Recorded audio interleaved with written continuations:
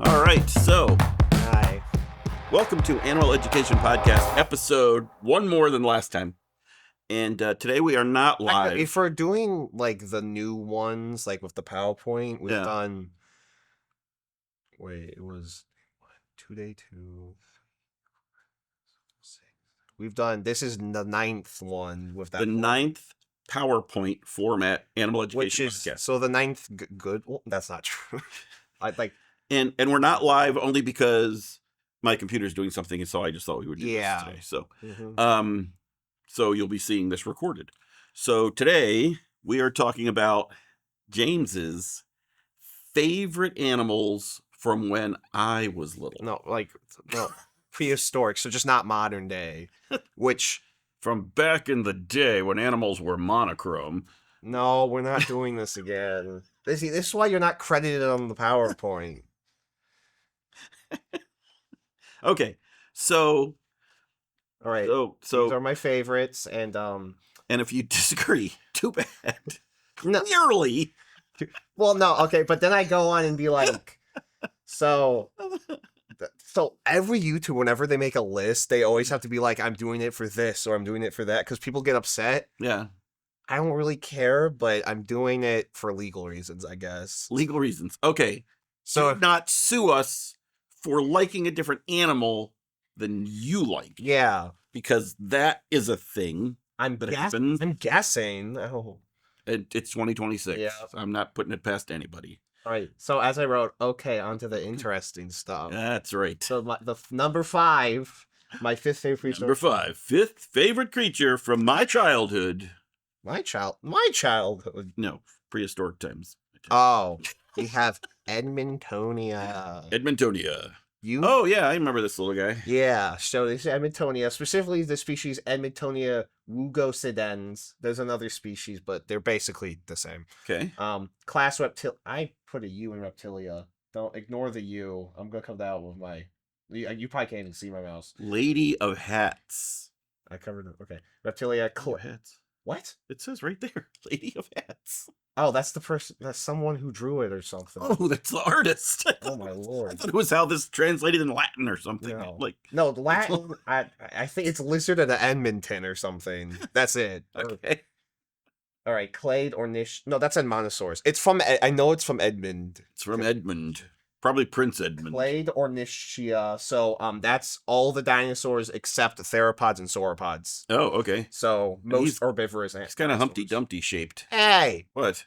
bully my fifth favorite. I'm just giving good explanation. His family's Notosauridae, which as you can see is like an Ankylosaurus, but they don't have the club on the end of the tail. They just have they just have armor. He doesn't go clubbing. He's a homebody. Okay, so in real life it would have been about 20 to 22 feet long. Oh, way longer than this. Yeah. Oh, Stop dropping him.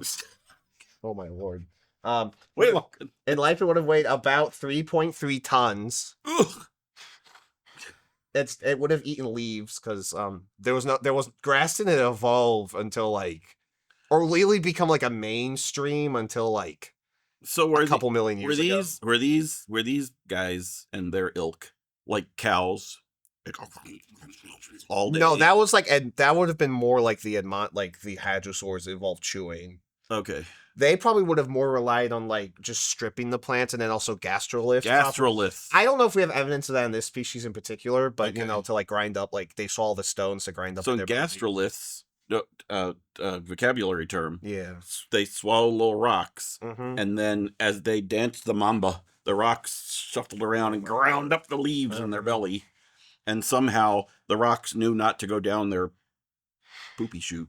Maybe that's Just why stay they in have. there. Maybe that's why they have to keep eating more. Oh, maybe they poopied the rocks. Yeah, I don't know that, or maybe they just don't leave. I don't know. Yeah. Anyway, so its habitat would have been the Dinosaur Park Formation and the two Medicine Formations. So 2 places in North America. I think one's Canada and one's Montana. It's handy that they knew to live in the dinosaur park.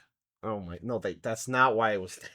Okay, its habitat would have been tropical carnivorous forests. So pine trees. Carnivorous forests. I don't want to camp there. No, the trees like can eat pine you? trees. Pine trees aren't carnivorous. Coniferous. Oh, coniferous. I'm glad I cleared that up for all of you. They were coniferous, not carnivorous. Swamp and saltwater swamps, which mangroves are a type of saltwater swamp, so you could say mangrove. So could these guys drink saltwater? Would that make sense? It's probably not. Or are they like some animals today? They got their moisture from the leaves. There was probably like freshwater rivers that went into. Oh, okay. And then like rivers, lakes, and so on. So like they didn't live only on the coast. They did live more inland. I think the Dinosaur Park formation specifically was more coastal. I think Two Medicine was more inland and actually somewhat a volcanic area as well. Okay. I used to have volcanic as a habitat. And then I realized that was kind of dumb because it was only volcanic when the thing went boom, and that was like hopefully not often. So these were 20 some feet long. Yeah. So these spikes up here. Yeah. Like 2 feet or something. Yeah. I mean, I think they're pretty big. Yeah. And yeah, that's used for defense most likely. Maybe a little bit of display as well, but these were solid bones, so these could have been used for defense. Hey baby, check out how spiky I am. And then also, so this dinosaur is on this list because it was the first dinosaur in the first dinosaur card I ever made back when I used to make dinosaur cards as a kid. And the picture I used is actually on the PowerPoint slide on the top picture. I'll have to show that card. Yeah. I'll have to show that card. It's in a set. It's a real set of cards. Anyway. Yeah, I'm hoping to make new ones, but because I've been redoing the whole collection, I'm gonna wait till after I fix that. Yeah. And then the dinosaurs and then I feel like that was a big part of where I am today because like I made educational dinosaur cards when I was like 7 or 9, and now I'm making educational podcasts and hopefully cards again. That is a future project, but yeah. So yeah, cool. That is Edmontonia. We also have adorable. A book. Oh, here. This is Dinosaur World. We have both of the books. The other one's for Prehistoric Mammals, and and then these are really cool books. So this is because from prehistoric, and then that's dinosaur. So this is pre-dinosaur. No, it's just this is dinosaur. Mesos, so during and after the dinosaurs, but mammals. Oh, okay. Because that's the only time mammals were around. Okay, and then this is dinosaurs. So and these are by Cider Mill Press, Applesauce Press. The stuff. Same thing, and illustrated by Julius Kasutnya, written by Aaron Woodruff. At Applesauce Press. So, this one was actually by different people. Different author and illustrator, Julius Kostadniak and Evan Johnson Ransom. It might be the same. Okay, it's the same illustrator, but different writers. So, but good books. Yeah, because from when they were written, they have literally every single like genus of animal. I believe that's been discovered. So like, nice. I'm opening to all the. So like, they have a lot of like just these like pages like going over like just all the animals. It's organized by like I think like family or something. So so if you kind of find something that looks like it'll be and then especially with the dinosaurs, they have a back section that's like all the kind of like in doubt or not fully described animals too. And we should reiterate that colors are often a guess. I think there's a very few of them that we have colors for. Yeah, we're very few, so we're kind of extrapolating. Edmontonia has its own page. Has its own special feature page. So yeah, Edmontonia. Yeah, you can see it was living like this swampy habitat. Yeah. Cool. And then let's see. Is this anything else? So and he was just your favorite because he was your first card. Also, this toy that they made, How Long Good made, is red, and I like red. And he likes red, so. Yeah. So some of these are going to be because they're cool animals, and some of them are going to be because they're nostalgic. Yes. Okay. And the next one also kind of fits that nostalgic category. Okay. It's not as much, but yeah. So next up, I'm not exact. No, I'm not exactly sure on the order. I think this is an accurate order, but I also kind of did it so it would be a nice flowing. Yeah.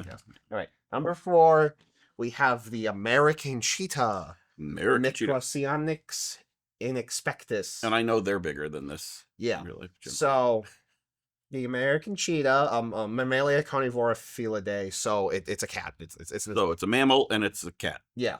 Its length was 5'7", and it could get up to 2'9" high, and could weigh 156 to 209 pounds. So definitely bigger than our modern cheetahs. So basically me. Yeah. 5 foot and some inches. Well, that's length. I'd be 2 feet. Yeah, but I'd be 2 feet deep. So it's just me. If you stood up on end, it's me. Between 150 and 200 pounds. It's me. But more EDU-ish. EDU-ish. Its diet would have been median animals, so like deer, things like that. Yeah, like mountain goats and stuff.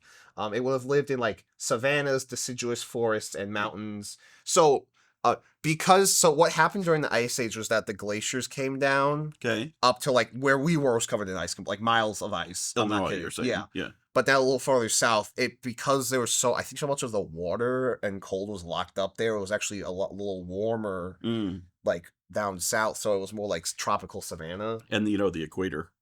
No, I'm talking about like Florida and like southern U.S. Southern U.S. Okay. Yeah. Okay. So I think even like into like Tennessee and Kentucky, like it rapidly got warmer. Yeah, I think so. Okay. So the point is that like there was a little. It was not. Because it was also drier. I think a big thing was drier because the icebergs took all the water. Right. So yeah, this thing lived in the eastern United States from 2.5 to, I think that would be 16,000. Hamilton, New Jersey. Possibly, yeah. Oh, look at that! See, yeah. So the reason this is here is because when I made, so I'm currently working on a animal like hybrid making like strategy combat board game. Mm-hmm. And this was in the like the earliest version back when it was a different game and had all this other stuff in it. One of the only prehistoric animals was this guy. So because I discovered it, it's like, oh, it's like an Ice Age creature. It'd be good for speed, and it's like bigger than an actual modern cheetah. So I thought it was interesting. So now I'm kind of like attached to it. So did this have the same? Well, yeah. I mean, it had this flexy spine, like current cheetahs. But here's the thing: the overall build was actually more stocky, and also it's caused war retractable. Oh, okay. So we're not actually sure it was it might have lived more like a cougar than a cheetah. Okay. So the also cheetah, it's not in the same genus, by the way, either. So. Oh, okay. So cheetahs, modern cheetahs, have a very flexible spine that it can bend, not only curl this way, but it can flex the other way, so they get maximum stride. Mm-hmm. And their claws do not retract because that gives them, when they're running, they don't have to like extend their claws to do that. So that's what we're talking. However. So this is now more controversial because of those more findings. Okay. But it's believed that today's fastest land mammal in North America ran fast because of this. To get away from this? Yes. Okay. It's more up to debate now because of these new discoveries that might have lived more like a cougar, hunted more like a cougar, but it's still possible. So, and that animal is actually one of my favorite animals, and we'll talk about in my next podcast, which will be my favorite modern animals. Ah, okay. So yeah. Cool. Look at that cool. And if you see, if you look at if you can see the PowerPoint and you look at it, you can see a silhouette of the animal labeled "Also You." I think that's a joke. So it's me. I get that silhouette over there. That's me. Okay, so we'll talk about. So this is the one we would get to use this book. All right. So I have to find the cats. I'm close. Okay. So these are bears, and they're also in carnivora. Same with the pinnipeds and the otters and all that stuff. Dogs. Okay. I'm somewhere in there. Someone in the right spot. I just have to like. Oh, here you go. That's a cat. That's a cat. All right. Looks like a hyena. Oh yeah, there's hyenas here too. But I think we're getting. Yeah, here we go. Okay, so this is specifically on the other species of Mecornyx, but you can see it's very similar. Okay. And also you can see here another bolt. So there's two species of American cheetah in the same genus. This is the other species, not the one I was talking about. Okay. This one lived more in like the La Brea tar pit area. Oh, okay. And then, so the one below it is a actual creature in the genus of cheetah. Okay. I believe, yeah. Okay. I recognize that genus name. So you can see they're similar but different. Okay. I think you can see this one's kind of more stocky. It kind of doesn't look like that, but it is. Yeah. It's not hard to be stockier than a modern cheetah. Yeah. So modern cheetahs are pretty lanky. I mean, for obvious American reasons. cheetah. Yeah. So next up is another dinosaur. Okay. We have Metriacanthosaurus. It's a lot of syllables. This is more. That's totally not what I pictured when you said Metriacanthosaurus. I will say this is not the best depiction of it ever, but no, I mean I pictured something more like this. Oh no, yeah, it's a theropod. Metriacanthosaurus parkeri. So this is in Saurischia. Okay. So theropods and sauropods. Which sauropods more closely related to theropods than they are all the other herbivores, by the way. Okay. And then Metriacanthosauridae.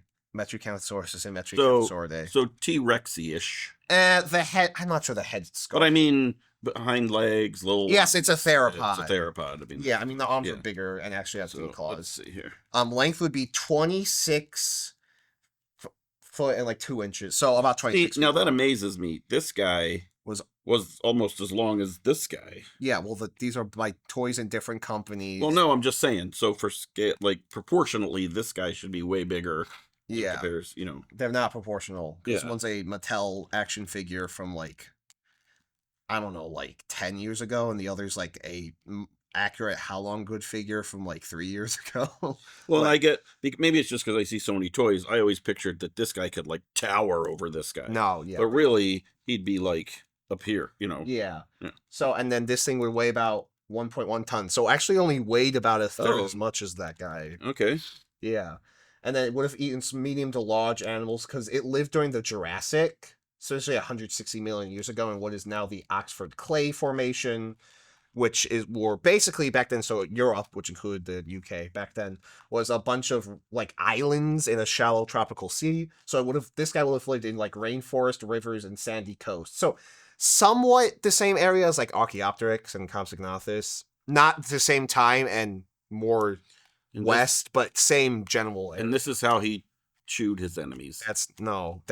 He's having too much fun with the action. Also, it used to make noise, but and one of the reasons he would have not been so heavy in comparison because he's not armored. Yeah. Correct. Also, yes. Also, because he's more like has to hunt down prey. Yeah. That guy sits around and does get eaten. But that's why he can be so on scale he's about the same length and height, but he's much lighter because he's Olympic. Now you may be asking why did they sprint? Did they run? Well, okay, so for T-Rex, which is one of the only ones we've really studied that deep, estimates say it could run like at most like 18 miles an hour. Okay. Which is about the same speed as the average human. So was it more of a scavenger than a hunter? No. They were stealthy. Please don't get into the T-Rex scavenger debate. It's a whole sorry, it's not a whole thing. Jack Horner said it's a scavenger. Little Jack Horner sat in a corner telling lies about dinosaurs. Okay, so Jack Horner, this is a bit of a controversy. Oh yeah, I remember that whole guy. Thing. Yeah, it's a whole thing. Okay, he got rid of Dracorex, man, and that's the only thing everyone agrees with. Is that they got rid of his? That's the only thing. The other two dinosaurs he got rid. This is why I hate Jack Horner, and I make him sit in the corner. Not because he denies the existence of the Dracorex. Not all the other actually bad things. So they could run decent clip, but they were also stealthy. But also realize the prey they're hunting also wouldn't have been that fast. Or, well, no, this guy's from Jurassic, that guy's... Oh, and dinosaurs were new. So this guy would have been more like sauropods and like like kind of like iguanodon relatives, things like that. So like not armored dinosaurs were like... The really armored dinosaurs were just appearing during the Jurassic. And just like T-Rex, he would have stood like this. Not like that, yeah. Okay. That's an old thing. Like yeah. So he had really good hips to hold his head up. Yeah, but also, fun fact, this is in theropods, which birds are in theropods, so birds evolved from theropods. This is a lizard hip dinosaur, and that's a bird hip dinosaur. Because their hips are more looking like bird hips than the hips of the theropods. So the lizard hip dinosaurs evolved into birds, while the bird hip dinosaurs did not. So paleontologists just wanted to mess with us. Well, they didn't know that birds evolved from dinosaurs back then, Dad. They were just going based on the look. That's why you now only say Saurischia and Ornithischia, and you don't mention that part. The bird hip and the lizard hip. Don't mention that part anymore. Yeah, so why is... And the real ones didn't have speakers in their bellies. Because, anyway, so why is this guy here? You're like, what is this? I've never heard of this in my life. Yeah. Did you know he was in the original Jurassic Park movie? Oh. Yeah. Nice. He was one of the names on one of the DNA vials that Nedry stole. I'm not kidding. Because he's in, like, the map. He was in a little bit of the brochure of, like, the marketing. He might have been in I don't know if he was in the novel, actually. He probably wasn't. But, yeah. So, he is in the movie. And then, so for the Jurassic World of, like, movie, Right. They made this tie-in website. Well, they had some people do it. And these people came up with gorgeous designs, including the one from Prehistoric. Yeah. And that design got taken to Jurassic World Evolution, where it looks great. And I love it. And then they made the website no longer canon. And then Baryonyx had a design that's almost identical to this. Like colors, and like it was accurate. And then they made Baryonyx into a gray, crocodile-scaled, like fat-jawed, what should be skinny, abomination from hell for Fallen King. That also is apparently somewhat lava-proof. Yeah, so don't let Universal... Yeah, Universal... Yeah, wearing the shirt. This is a great idea. There's the dinosaur game I was talking about, Evolution. Their third one, they promised a free dinosaur from the last game that was in the base game every month that they didn't add. Because they were time constrained and they had to add babies. They didn't just do that for money.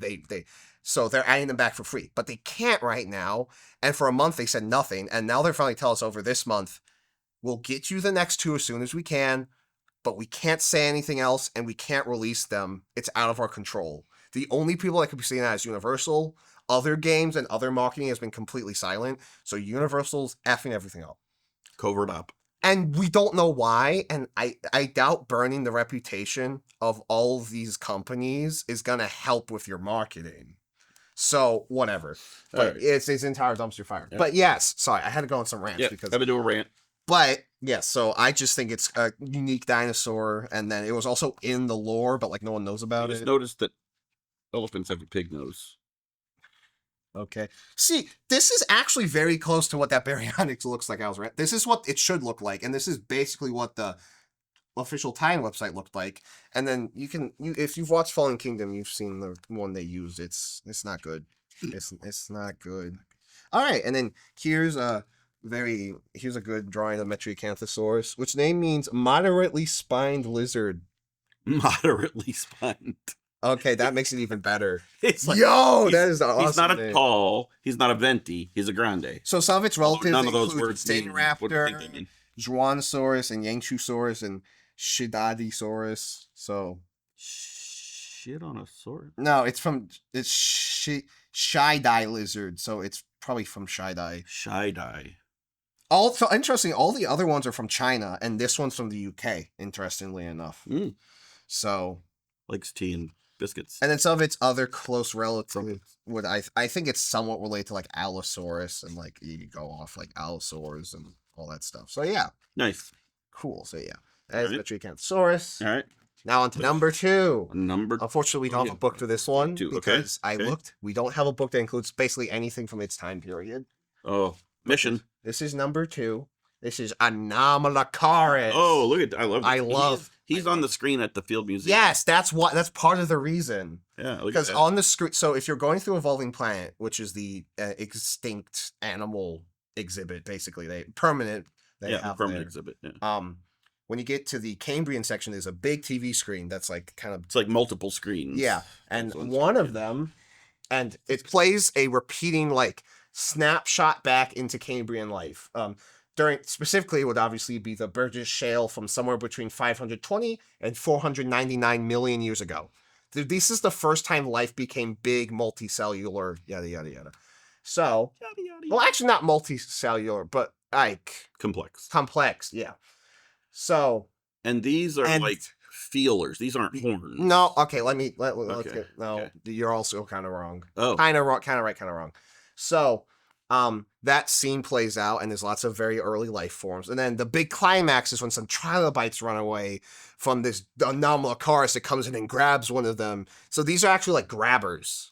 Oh. However, more recent studies have determined that this specific species of Anomalocaris specifically, which is in the family Anomalocaridae, by the way, and then the order Radiodontia, which all look pretty similar to this. A basal arthropod with like these things move to swim. Yeah, they kind of ripple. And they have some form of long two things to grab food. And he's got like a...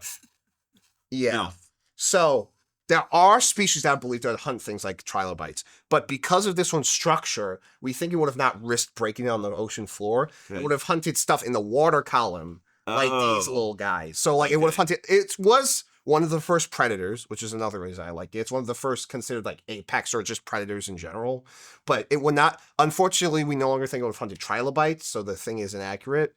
But I mean, it still was a predator. And it's got stalk. And if it had to, I bet it would go after a trilobite. If there was no other food around. So, but yeah, you see, it's things like ripple. Yeah, but there was also other radiodontids that would have done that. There was others that were filter feeders. So it's kind of like flying underwater. Yeah, and then also, but that thing, the video makes it look huge because it's on this big screen. Yeah. In real life, it was about 1'14", like 1 foot. It was about 1.14 foot to 1.68 foot. Oh, so it's not even 2 feet. So just over a foot to foot and a half. Yeah, foot and 3/4. Mm-hmm. And it would have weighed 20 pounds. So I mean, really only. And it lived in a coastal water habitat. So yeah, interesting. Yeah, so most life lived in coastal waters once they became multicellular for the first couple million, 100 million years, I think. So could he chew things, or did he a plecostomus? I think it's or like an octopus, maybe. I think more like an octopus. Okay. Yeah. So yeah, that is an Amylocaris. Because octopus has a beak. Very cool. Yeah, it doesn't have a beak, but it had something kind of similar. It is preserved, so it was a bony structure. Oh, it is bony. Okay. Because that's how we know it's there. Okay. But yeah. Oh, yeah. Okay. The Burgess Shale is one of those places where life is preserved exquisitely. Right. That I believe that was still a bony structure. Nice. So he's very cool. It's an Amylocaris. But yeah, there's more about him at the Field Museum. Unfortunately, no book. No book of anything before dinosaurs. Actually, I checked. I really don't have any books like that. We're gonna have to find one. Mission. All right. Now the last one is my favorite prehistoric animal of all time. It's a basic choice, but it's my favorite choice. This is Parasaurolophus. Holy drums. Yeah, this is a very tiny specimen. Also, okay, so this is... I'll explain why I picked this figure. Okay. It's a Jurassic World figure, and for some reason, to make it balanced, they gave it really big feet. Its feet are wow! So, it kind of just ignore the figure at some point. It's like Aunt Sandy. This is Parasaurolophus, specifically the type genus Parasaurolophus walkeri, which has the longest crest. And that... and if you go to the Field Museum, you can go... That's not Parasaurolophus walkeri, actually. That's one... It is Parasaurolophus. Oh, okay. But it's the Parasaurolophus... that's the one species in there right now. It's a different one. It's like C... It starts with C. It had a really short crest. If you actually look at the one of the femurs, it has a very short crest. Oh, okay. This one had a longer crest. Okay. There is some debate that might be a female and this might be a male, the same genus. Okay. Yeah. But that's debated. And then also... this one we studied the actual sound from, that we made the replica and made noise of, is a third species called Parasaurolophus tubicin. And then there's a fourth species that's actually in its own genus called Chronothosaurus, which is in Asia, is much bigger and is for now said to be its own genus, but that's also debated. It might be a species of Parasaurolophus. Okay. So yeah, the taxonomics are kind of complicated, but the point is Parasaurolophus in general. And he had a beaky thing. Yes, that's why they're called duck-billed dinosaurs. Yes, they evolved to chew their food, actually chew it. Okay. Well, kind of like how you'd see a cow chew. They're kind of grinding it. Yeah. Yeah. And this is a little trombone or what's that Australian it's actually compared more to a trombone. More to a trombone than a but yeah, so the air went in and it went through and back. It also was probably a display structure. Okay. But yes, it does make the sound. Okay. And it's the only headstone that I know of that we've actually made it to make the sound. We do believe a lot of headstones would have done that had the crests, but this one specifically we studied it. Yeah. There's a thing. If it's still working, it was it does. Yeah, no, they fix it. You lift it up and it goes. It sounds somewhat accurate. Yeah. Yeah. However, if you go back and study other ancient, not ancient, but old theories, there was a guy who actually paused the theory that was used to breathe fire. I'm not kidding. So it was one of those things you get now and you go and it lights. I will say the only time I've ever actually seen that in a book was a creationist coloring book. But yeah, so they don't take that one seriously. Another one, which was more accurate and was a Discovery Channel show. It did have paleontologists, but I don't think they suggested this. They actually suggested it was a sonic weapon to repel carnivores. So it would blow air through it and it would make a noise that would hurt the ears and drive away the predator. So this is why all science is theory. Yes, Because this is why all science is those guys. It would be fine, but those guys. Yeah. Also, so this thing lived in deciduous, broadleaf forests, swamps, rivers, and sandy coasts. So, you get more. A lot of dinosaurs are preserved in wetlands or coasts because that's where fossils. Because like the dinosaur would die, and then the silt and whatnot would come over them, and that's what would preserve. Or them. Volcanic if there's volcanic. Yeah. So that's why you do. Or deserts can sometimes do it, but like that's why you never. That's why it's rarer to find stuff not in wetlands. Yeah. Okay. Yeah. 8 leaves. So this species, which is the largest confirmed Parasaurolophus species, so a bit bigger than the one at the Field Museum, could get up to about 31 feet long and weigh 5.5 tons. Oh, wow. That's so not much longer, really. Not much longer than this, but weighed a ton. 5 times as heavy as that. Almost 2 times as heavy as Edmontonia. Yeah.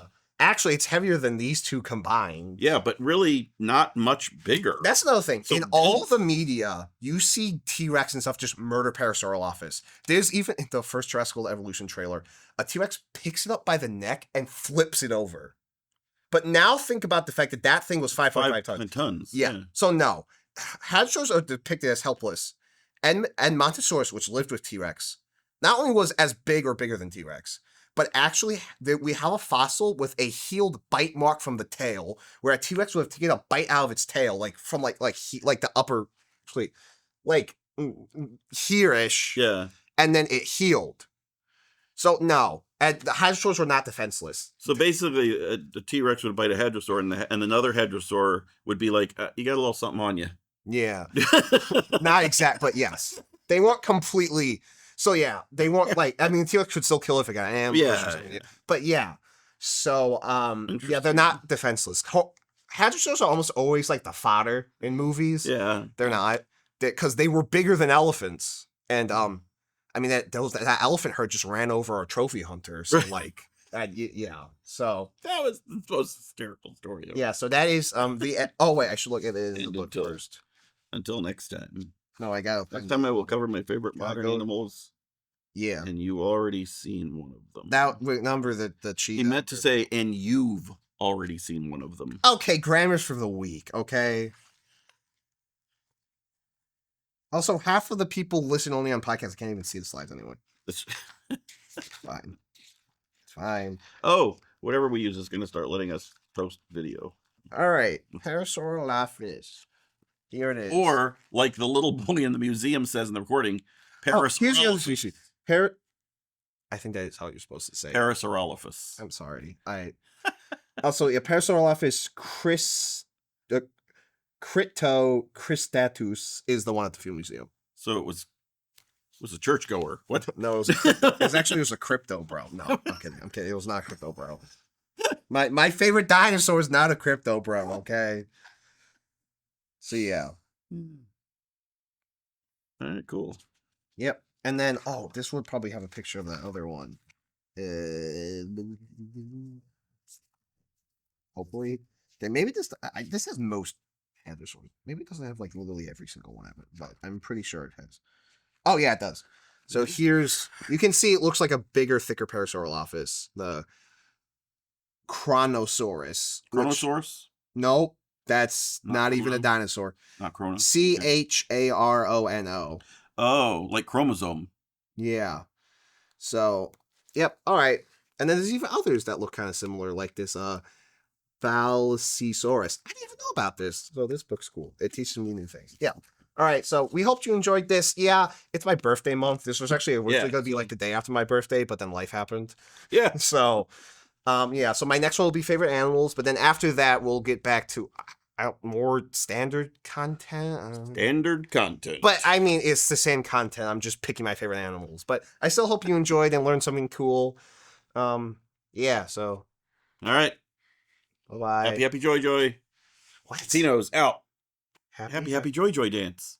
What? From Ren and Stimpy. I'd never watch Ren and Stimpy. You could ask Steven. He probably knows. Tino's out.